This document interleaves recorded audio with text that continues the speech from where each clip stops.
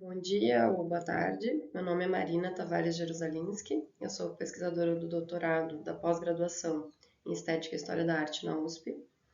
A minha pesquisa é em poéticas visuais e ela se movimenta na relação entre arte, palavra e corpo, buscando compreender os efeitos da linguagem nas experiências formadoras do gênero mulher e trazendo algumas possibilidades de transformação, ressignificação de discursos normativos sobre esse gênero, com a criação de narrativas poéticas artísticas.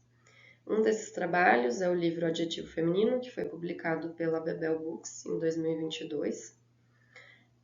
Como eu falo no título, né, da apresentação, é um livro de uma artista não visual, que é como eu me sinto muitas vezes, né? Porque eu acabo criando mais com palavras do que com imagens, né? Quando é possível fazer essa separação. Mas entendendo também que essa negação não precisa ser substituída, né? Ela tem uma potência no meu fazer artístico, né? E os meus trabalhos, então, com frequência surgem, né? De um não, de uma negação, de uma ausência, que eu chamo de buracos, né? Que são buracos simbólicos, claro.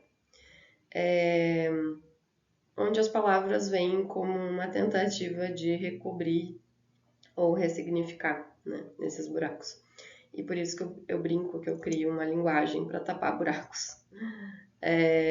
Então, essa negação, né, que move essa pesquisa é algo que, bom, eu percebo na minha própria vida, né, de que a feminilidade, que é um conjunto estereotipado de características, enquanto ela é socialmente posta como uma norma a ser seguida pelas mulheres, ela também é tida como faltante, insuficiente ou negativa, né? O que também é usado muitas vezes como forma de silenciamento. Mas isso, claro, extrapola, né, a minha existência, é um problema social, e por isso também busquei compreender alguns elementos, né, ligados a essa questão junto com outras mulheres, numa proposta participativa, que é algo com o que eu costumo também trabalhar. Então, durante a pandemia em 2021, eu lancei um convite virtual pedindo que mulheres, qualquer pessoa que se identificasse como mulher, me contassem sobre adjetivos ditos sobre elas no cotidiano, né? Que tivessem ficado marcados por algum motivo. Eu recebi relatos de 41 mulheres e a partir dessas experiências, né, delas, eu fui escrevendo um dicionário, né, que ficou com 59 verbetes bem irônicos. Ele foi dividido em 3 partes. A primeira é ambiente de trabalho, a segunda é espaços públicos e comerciais e a terceira é relações pessoais. Eu vou ler 2 desses verbetes para vocês conhecerem um pouquinho do conteúdo do livro.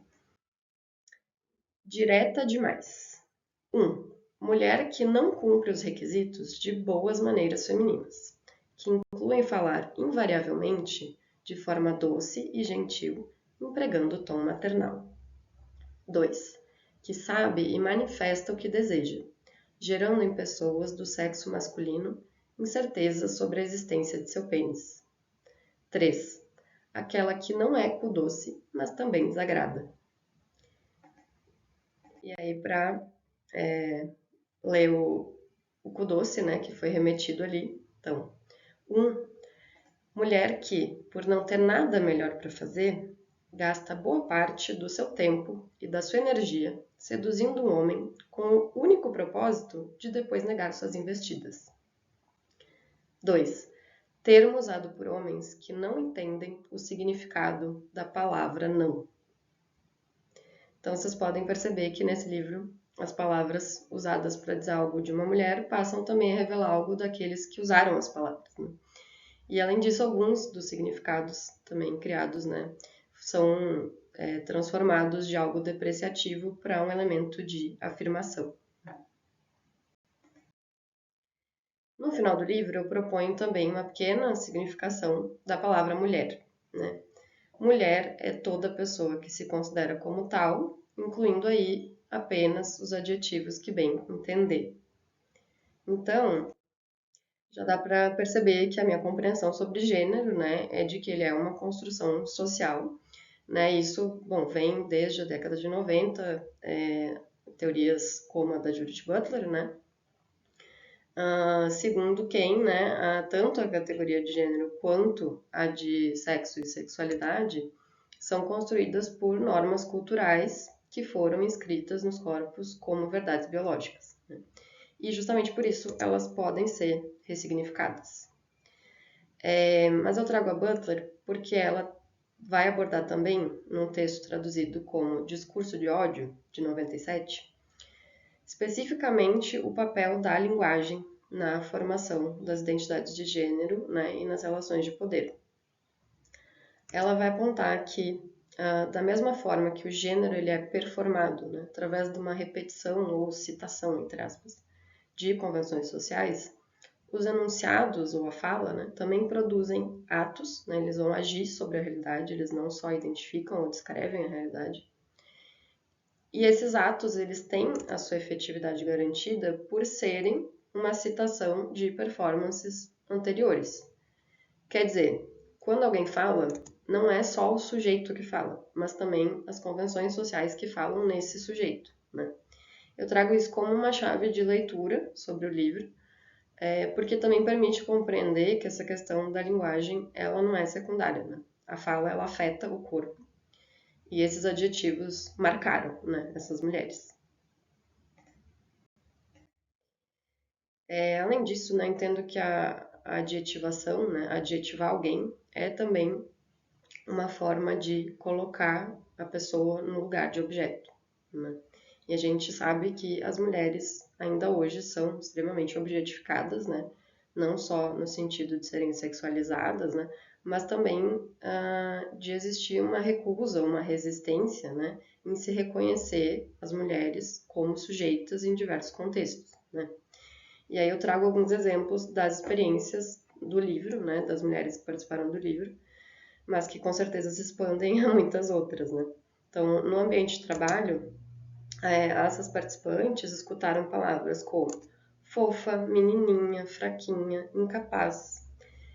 E ao mesmo tempo, né, quando elas tentavam se impor, né, para não serem desmerecidas, elas escutavam outras palavras como mandona, braba, cheia de opiniões, machona, masculina, enfim. E além, né, do ambiente de trabalho, também trago essa parte dos espaços públicos, né, que a gente sabe que é um espaço onde o corpo das mulheres é com muita frequência, né, erotizado e até violentado.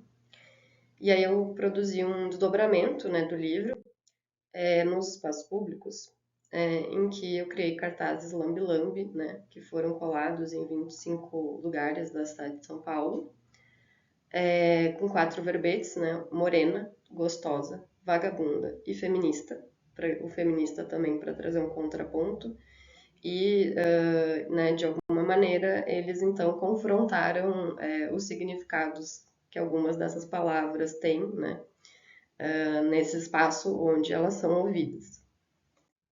Dentro desse debate, eu não posso deixar de falar sobre o próprio campo da arte, né?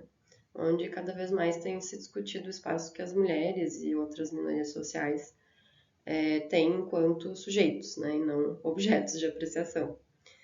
Então, segundo a historiadora da arte Griselda Pollock, no século XIX, foi quando houve uma consolidação, né, da burguesia como classe social dominante e se estabeleceu com mais força o papel da mulher ligado à reprodução, né?